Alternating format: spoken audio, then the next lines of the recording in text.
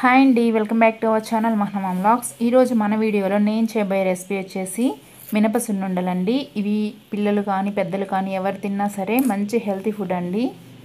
నార్మల్గా మనం చేసిన తర్వాత ఒక 2-3 రోజులు గట్టిగా అయిపోతాయి అంటారు కదా, అలా కాకుండా మనం చేసినప్పుడు ఎలా ఉన్నాయో అలాగే 1 వీక్ వరకు సాఫ్ట్గా ఉండే విధంగా కొన్ని టిప్స్ ఫాలో అవుతూ చేస్తే సరిపోతుంది. అవేంటో ఈ వీడియోలో చూపించబోతున్నాను. వీడియో అయితే స్కిప్ చేయకుండా లాస్ట్ వరకు చూడండి. ఇంకా లేట్ చేయకుండా మన బామ్మల కాలం నాటి సున్నుండలు ఎలా చేయాలో ప్రాసెస్ చూపిస్తాను రండి. ముందుగా స్టవ్ మీద కొంచెం మందంగా ఉన్న కడాయి పెట్టుకొని అందులో 1 కప్పు వరకు మినపగుళ్ళు వేసుకోండి. నేను ఇక్కడ పొట్టు లేని మినపప్పు వేస్తున్నాను. మీ దగ్గర అవి కానీ ఉంటే అవి హాఫ్ ఇవి హాఫ్ వేసుకోండి. ఇప్పుడు ఫ్లేమ్ని పూర్తిగా లో ఫ్లేమ్లో పెట్టేసుకొని గింజలు లోపల వరకు బాగా వేగే విధంగా ఒక 10 నిమిషాల పాటు వేయించుకోండి. అలాగే ఇందులో 1 స్పూన్ బియ్యం వేసుకున్నట్లయితే మనం సున్నుండలు తినేటప్పుడు నోటికి చుట్టుకోకుండా ఉంటాయండి. ఇలా దోరగా వేయించుకున్న తర్వాత వీటిని మిక్సీ జార్కి ట్రాన్స్ఫర్ చేసుకొని మెత్తగా గ్రైండ్ చేసుకోండి. నేను కొంచెమే చేస్తున్నాను కాబట్టి పిండిని మిక్సీ పట్టుకుంటున్నాను. అదే మీరు ఎక్కువ మోతాదులో చేసుకుంటున్నట్లయితే మిల్లుకైనా ఆడించుకోవచ్చండి. ఇలా మెత్తగా గ్రైండ్ చేసుకున్న సున్ని పిండిని ఒక ప్లేట్లో పోసేసుకొని మనం ఏ కప్పుతో అయితే మినపగుళ్ళు తీసుకున్నామో అదే కప్పుతో 1/4 కప్పు వరకు బెల్లం తీసుకొని ఇది కూడా మెత్తగా మిక్సీ పట్టుకోండి. ఇలా బెల్లం మిక్సీ పట్టుకున్న తర్వాత మనం ముందుగా గ్రైండ్ చేసి పక్కన పెట్టుకున్న మినప్పిండిలో వేసేసుకోండి. ఇప్పుడు ఇది మొత్తం కలిసే విధంగా ఒక్కసారి చేతితో బాగా కలుపుకోండి.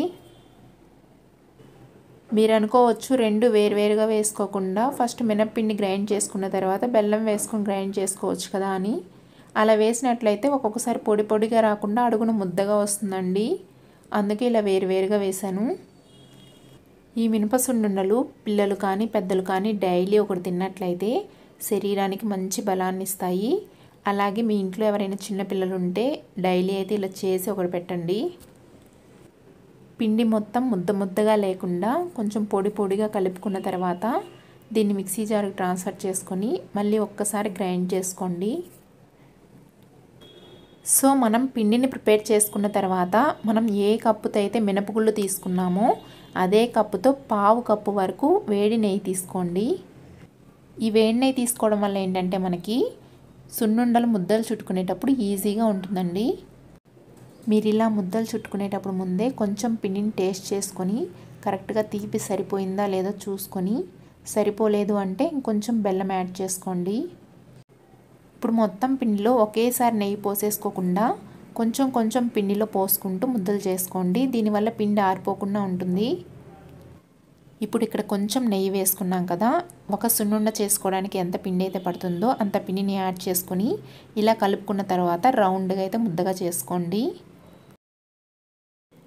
ఇలా చేసుకున్న తర్వాత దీన్ని పక్కన పెట్టేసుకొని ఇంకొంచెం పిండిలో నెయ్యి వేసుకొని అదే విధంగా ముద్దగా చేసుకోండి. సో మొత్తం పిండిని ఇదే విధంగా సున్నుండలు ప్రిపేర్ చేసుకోవడమే మనం తీసుకున్న పిండికి మనం తీసుకున్న నెయ్యికి కరెక్ట్గా సరిపోతుందండి. ఇలా మొత్తం సున్నుండలు ప్రిపేర్ చేసుకున్న తర్వాత ఒక బాక్స్లో స్టోర్ చేసుకొని ఒక 1 వీక్ పాటు డైలీ తినొచ్చు. సో అంతేనండి, ఎంతో రుచికరమైన సున్నుండలు అయితే రెడీ అయిపోయాయి. చూసారు కదా ఎంత ఈజీగా ప్రిపేర్ చేసుకున్నామో అండ్ చాలా తక్కువ టైంలో చేసేసుకోవచ్చు. బయట కొని తెచ్చి చేసుకోవాల్సిన అవసరం లేకుండా ఇంట్లో ఉన్న ఒక 2-3 వస్తువులతోనే ఇలా ఈజీగా చేసేసుకోవచ్చండి. మీరు ఒక్కసారి ట్రై చేసి చూడండి. మీకు నచ్చిందా లేదనేది నా కామెంట్ సెక్షన్లో తప్పకుండా కామెంట్ చేయండి.